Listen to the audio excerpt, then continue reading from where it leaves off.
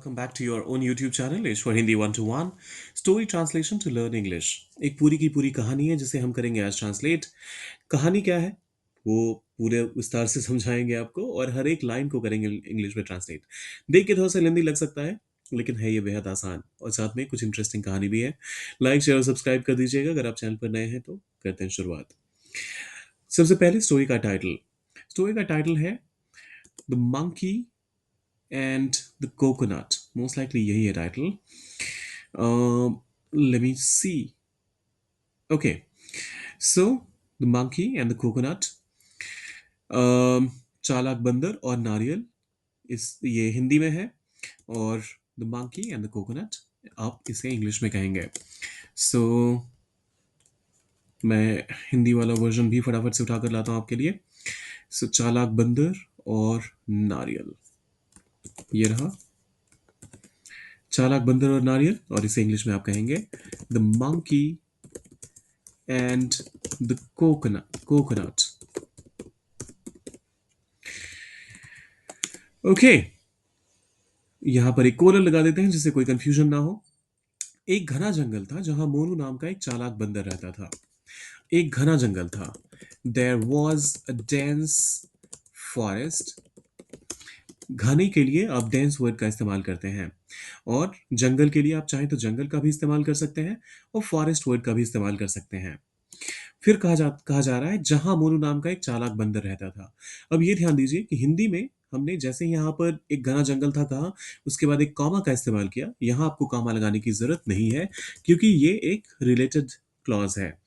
So there was a dense forest where Monu नाम का एक चालाक बंदर रहता था। वेयर अ क्लेवर मंकी,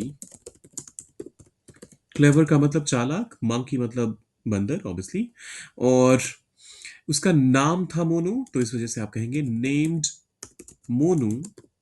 और मोनू क्योंकि प्रॉपर नाउन हो गया, एक खास बंदर का नाम है, तो हम इसे एम के साथ मतलब एम को यहां पर कैपिटलाइज कर देंगे।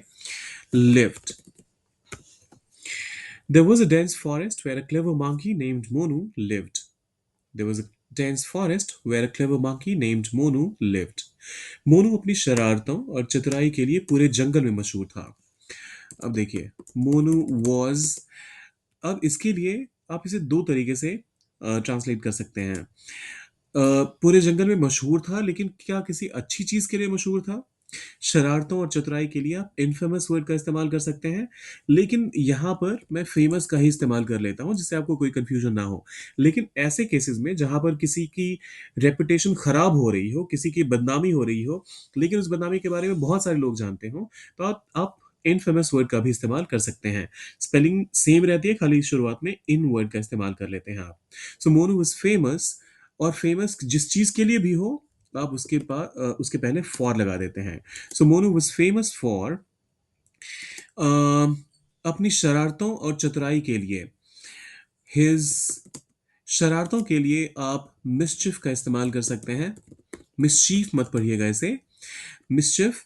सो Monu was famous for his mischief. And चतुराई के लिए आप क्लेवरनेस का इस्तेमाल कर सकते हैं। Cleverness. Monu was famous for his मिसचिफ and cleverness. और कहाँ मशहूर था? पूरे जंगल में। Through out the forest. Monu was famous for his मिसचिफ and cleverness through out the forest.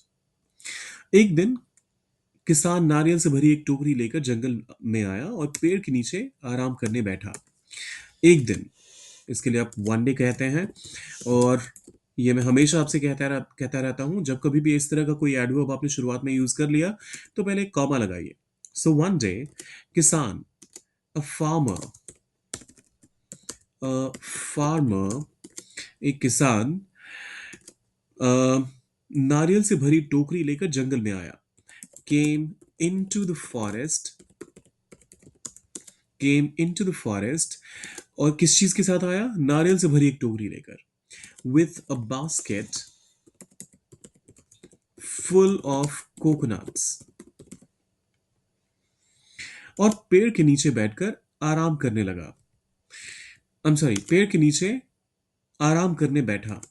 तो इसके लिए आप कहेंगे एंड, अरे, coconuts and sat under a tree, एक पेड़ के नीचे बैठा, किस चीज के लिए? आराम करने के लिए, टू रेस्ट। सेंटेंसेस थोड़ी लेंदी हैं और लेंदी सेंटेंसेस को भी आपको ट्रांसलेट करना आना चाहिए, इसलिए जानबूझकर मैंने इस बार थोड़े लेंदी सेंटेंसेस लिए हैं। अगर आप फोकस रखेंगे तो आप देखिए कितनी आसानी से आप लंबे से लंबे स्टेटमेंट्स को भी कर सकते हैं translate. So one day, a farmer came into the forest with a basket full of coconuts and sat under a tree to rest. One day के बाद मैंने कहीं भी कॉमा का इस्तेमाल नहीं किया क्योंकि यहाँ पर जरूरत है ही नहीं। अ फार्मर एक ही सब्जेक्ट है जिसने सारे एक्शंस किए और इसी वजह से यहाँ भी एंड के पहले भी हमने कॉमा का इस्तेमाल नहीं किया। किसान ने सोचा मैं आराम करूंगा फिर गांव जाकर नारियल बेचूंगा। द फार्मर, अब क्योंकि यहाँ किसान का इंट्रोडक्शन हो चुका है तो अब हम अ फार्मर ना कह के द फार्मर का इस्तेमाल करेंगे क्योंकि हमें पता है एक खास किसान की बात हो रही है। सो द फार्मर सोचा, थॉट, फिर इसके बाद कॉमा लगाइए, इन्वर्टेड कॉमा से शुरू कीजिए और जिसे आप कोट्स भी बोलते हैं। मैं आराम करूंगा, आई विल रेस्ट। और इसके बाद अ, फिर गांव जाकर नारियल बेचूंगा, तो इसके लिए आप कहेंगे I will rest then go to the village, और क्या करूंगा? नारियल बेचूंगा, then go to the village and sell the coconuts. यहाँ पर ये ध्यान दीजिए कि इस बार हमने कोकोनट्स के पहले भी द का इस्तेमाल किया क्योंकि हमें पता है कौन से कोकोनट्स की बात हो रही है। ये वही कोकोनट्स हैं जो पूरी टोकरी भर के किसान लाया था। So the farmer thought I will rest then go to the village and sell the coconuts. Monu ने यह सब देखा और सोचा अगर ये सारी नारियल मुझे मिल जाए तो मजा आ जाएगा। मोनू ने यह सब देखा, मोनू सॉ, मोनू ने देखा। और ये सब के लिए आप ऑल दिस का इस्तेमाल कर सकते हैं। आप चाहें तो खाली दिस भी कहेंगे तो मीनिंग फिर भी डिस्टॉर्ट नहीं होगा। मोनू ने ये देखा या फिर मोनू ने ये सब देखा, कहीं ना कहीं मीनिंग कन्वे कर रहा है।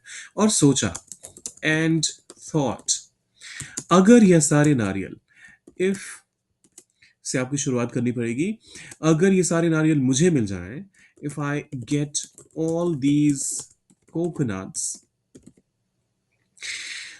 तो मजा आ जाएगा, comma, it'll be so much fun, full stop, quotes band.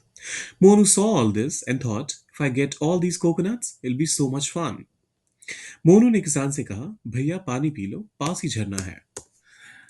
Monu said, अब ये ध्यान दीजिएगा मोनू के पहले भी द मोनू मत कह दीजिएगा क्योंकि मोनू प्रॉपर नाउन है और ऐसे में इसके पहले द का इस्तेमाल करना बिल्कुल अप्रोप्रिएट नहीं रहेगा। मोनू ने किसान से कहा, Monu said to the farmer, भैया पानी P low.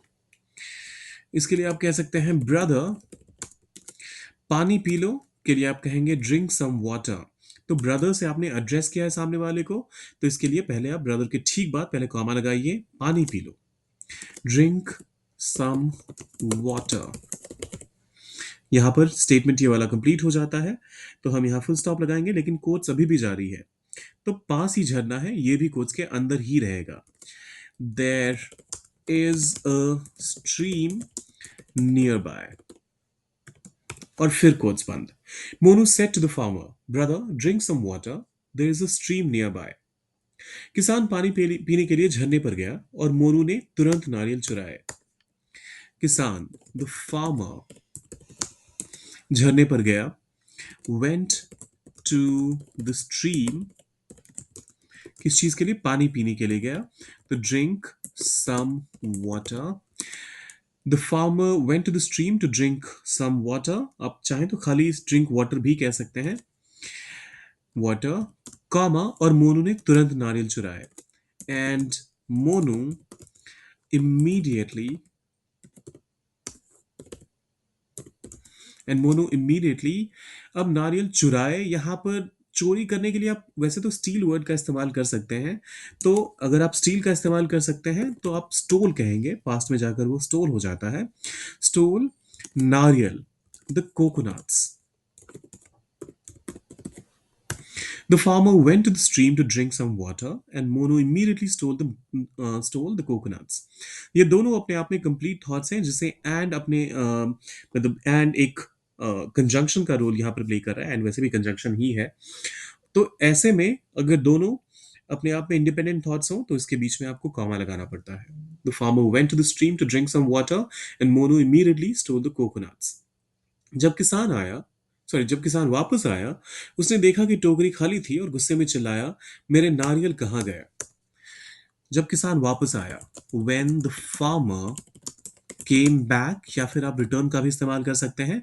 when the farmer came back, उसने देखा, he saw, कि टोकरी खाली थी, the basket was empty, और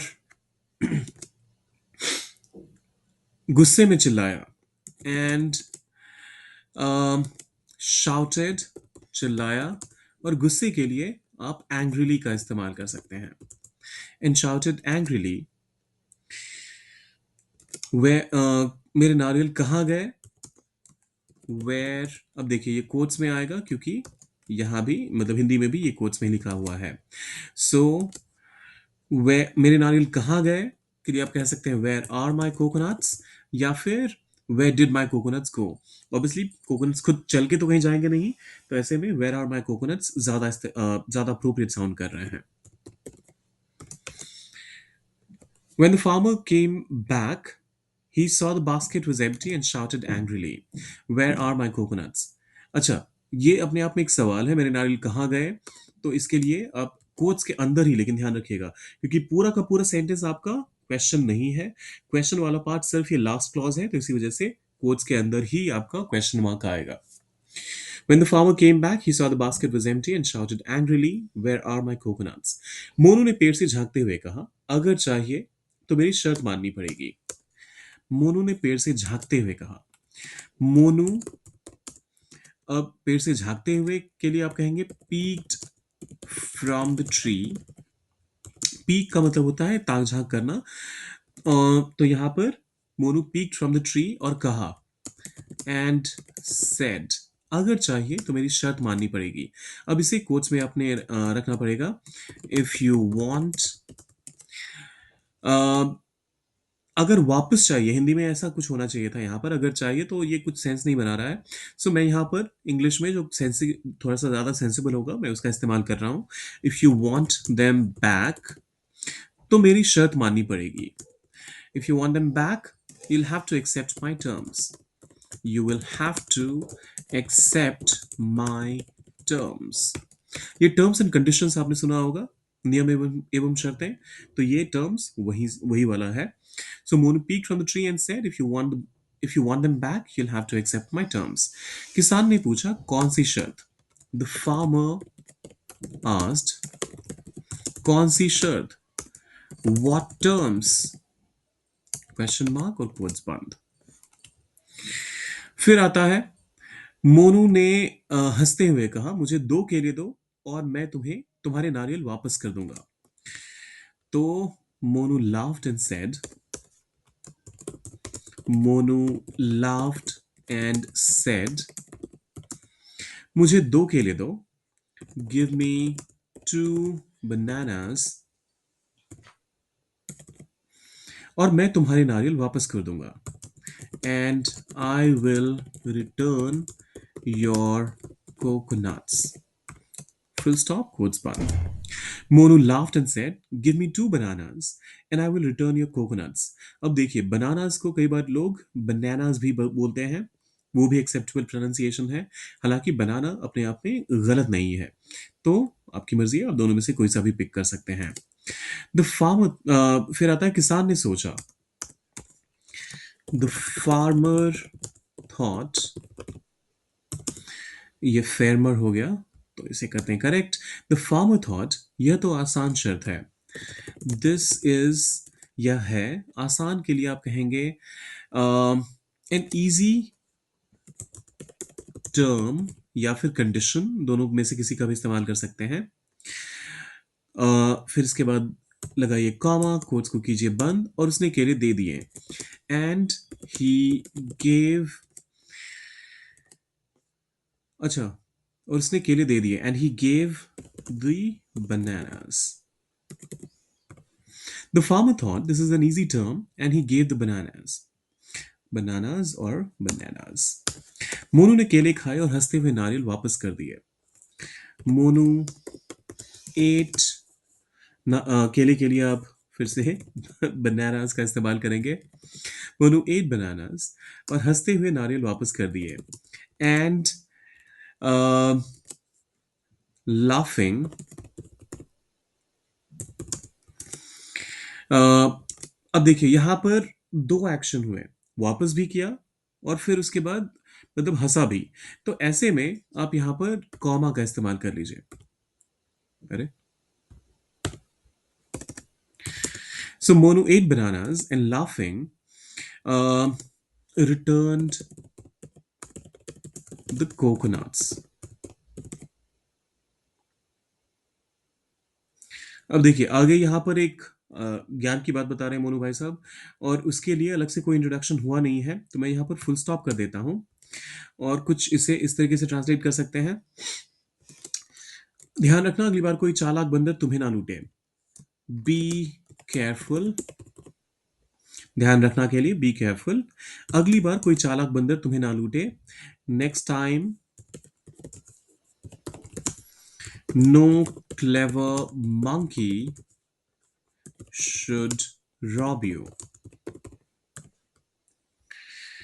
No clever monkey should rob you या फिर would rob you, दोनों ही चलेगा इस केस में, क्योंकि एक एक सजेशन दिया जा रहा है, एक राय दी जा रही है.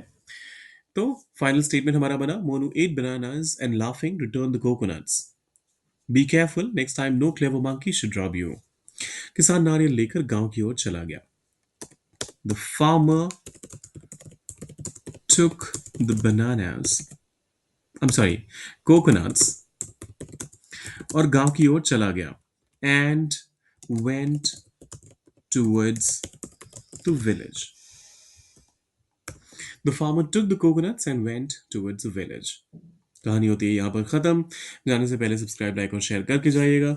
मिलते हैं जल्दी.